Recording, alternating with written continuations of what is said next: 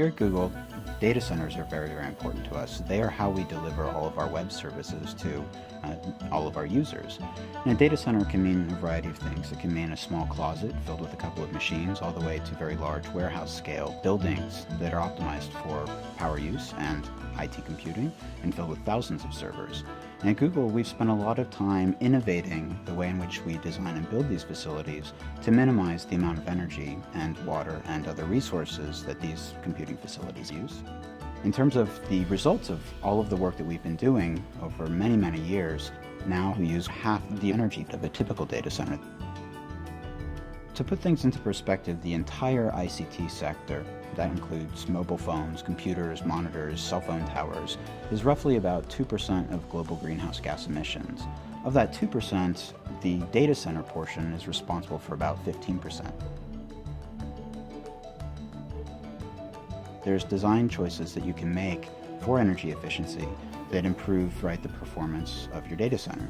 And these things are just best practices, and adhering well to best practices, that's how you can actually make the most improvements in terms of energy use.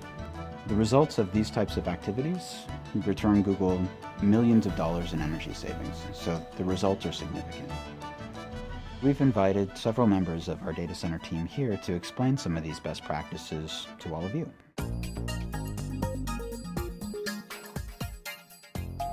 The first step in managing the efficiency of your data center is to make sure you have the instrumentation in place to measure the PUE, or power usage effectiveness.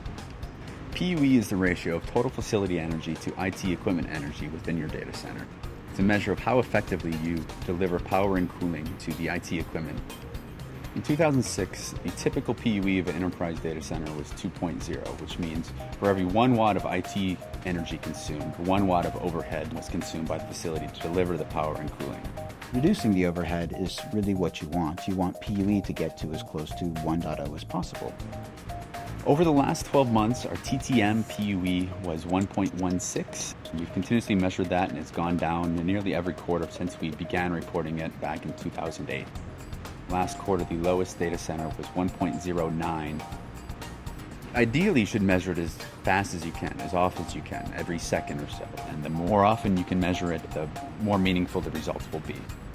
It's important you measure PUE over the course of a year, annually or quarterly, to get meaningful results. If you just take snapshots in time, the information won't be realistic, and it won't really be an actual measure of how well your data center is operating.